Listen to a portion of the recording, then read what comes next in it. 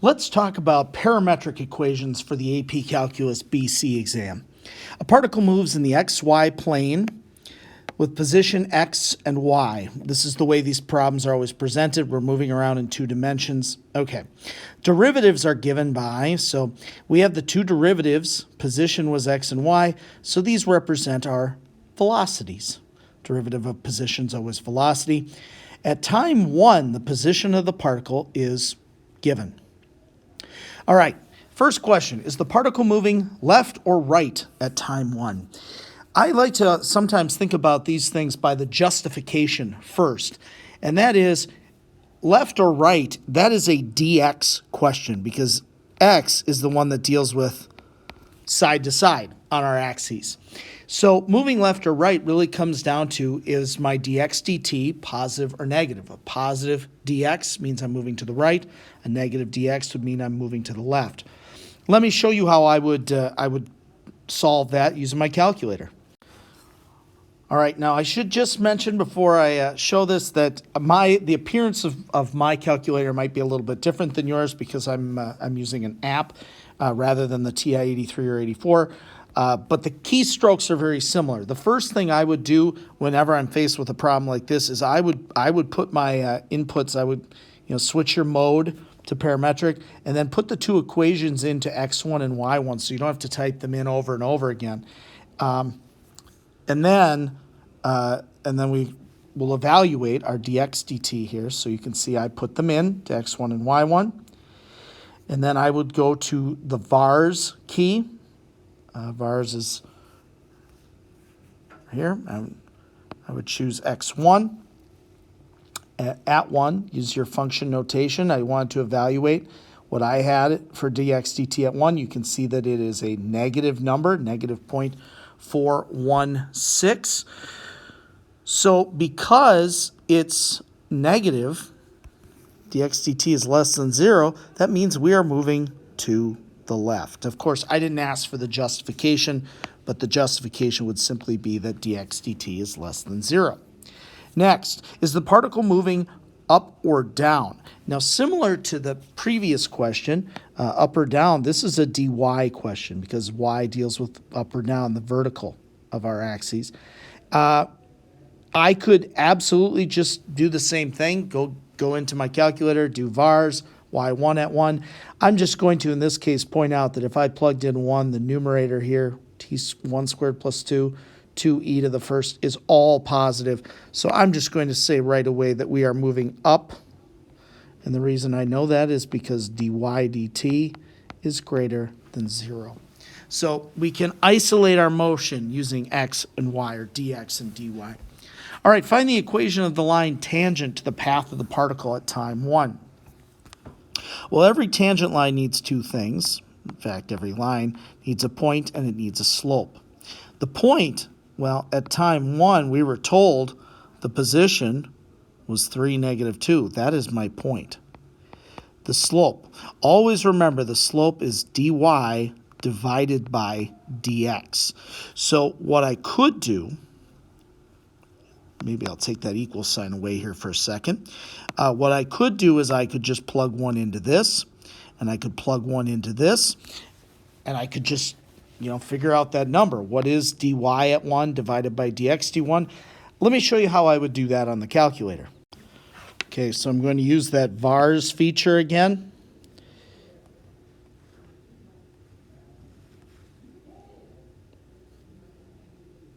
And I'm going to choose parametric y1, evaluate that at 1, and then divide that by x1. Remember that what I put into my calculator was dy and dx, so that's why I'm able to just say, well, what's dy at 1 over dx? And there it is, negative 1.326. So that is my slope. So my tangent line will be negative 1.326 x minus the x plus the y. There's my tangent line to the path of the curve.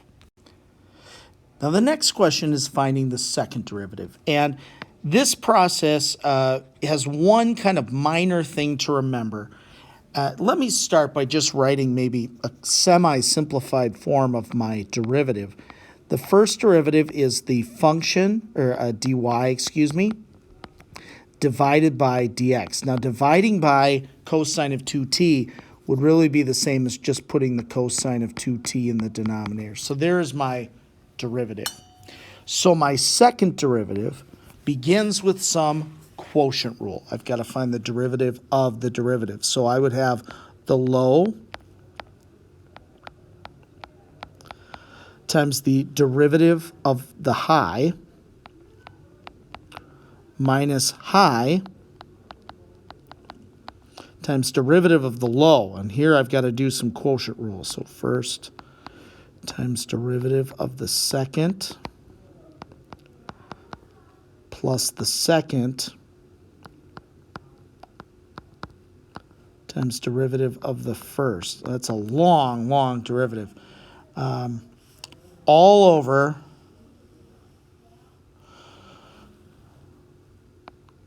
the denominator. I'm going to add a second set of parentheses here, like that. I guess like that, squared. So low d high minus high d low, cross the line, square the low. There is one additional thing I have to do here. I'm going to put this entire thing, this ugly big derivative, will get divided by dx dt. And the reason for that, briefly, there's a proof you can look up that's fairly simple, but briefly, when I go to find the second derivative and I say, well, the second derivative is just finding the derivative of the derivative, the problem is my variable is not x, my variable is t. So I proceed through finding the entire derivative, treating t as my variable, when in fact I didn't want that. I wanted x to be the variable. So the way we transform this to being basically the second derivative with respect to t is to divide by an additional dx dt.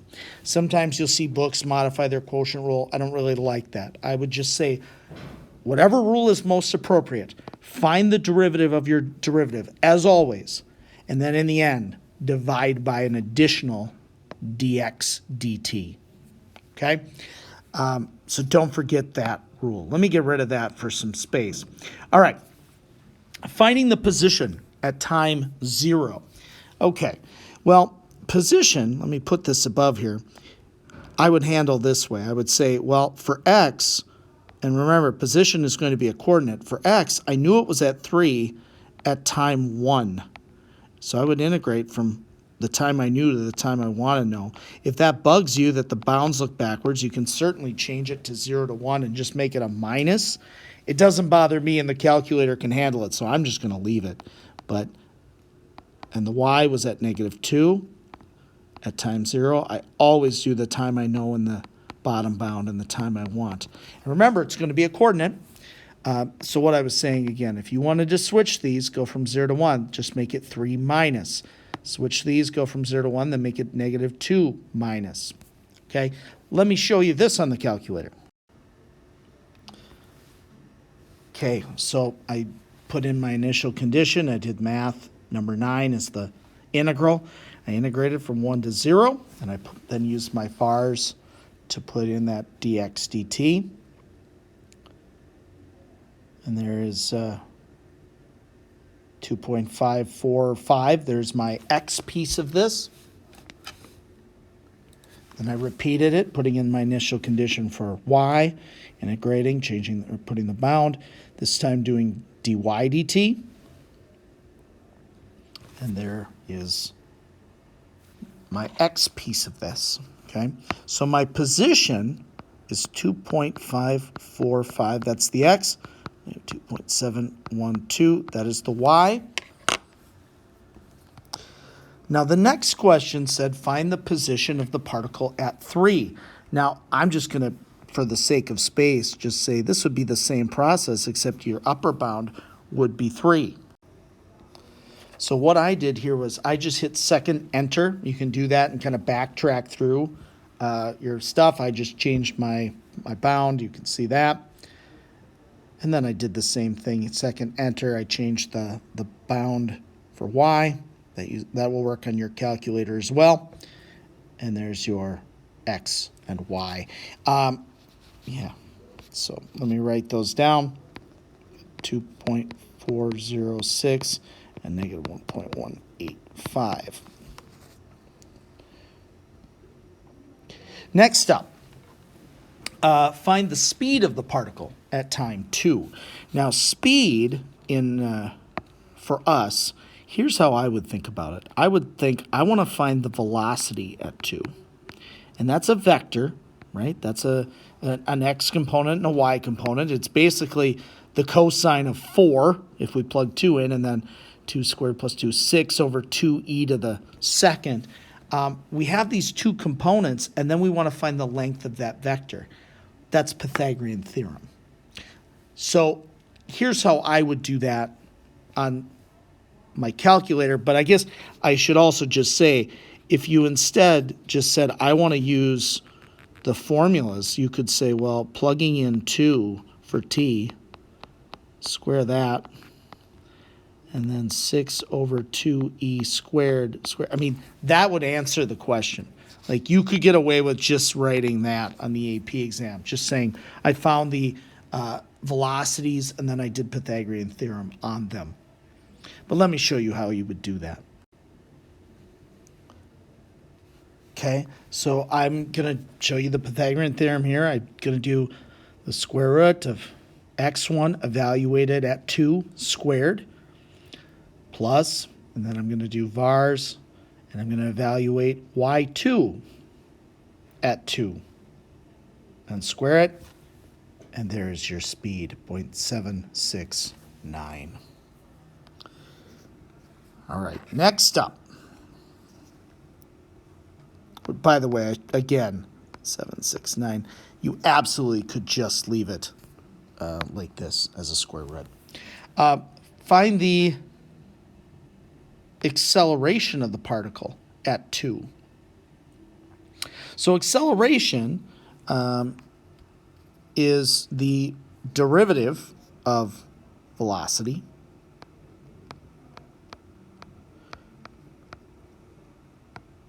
So I'm going to find the derivative and evaluate it at 2 using my calculator.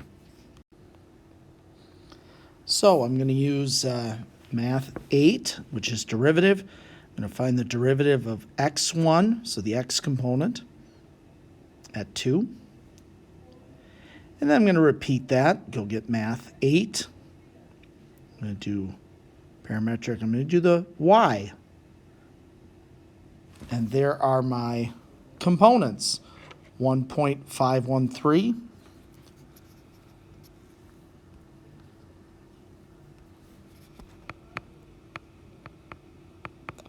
And negative 0.135. All right, I made a mistake here. I accidentally put the speed in here twice, so let's just get rid of that. And finally, find the total distance traveled by the particle from 1 to 3.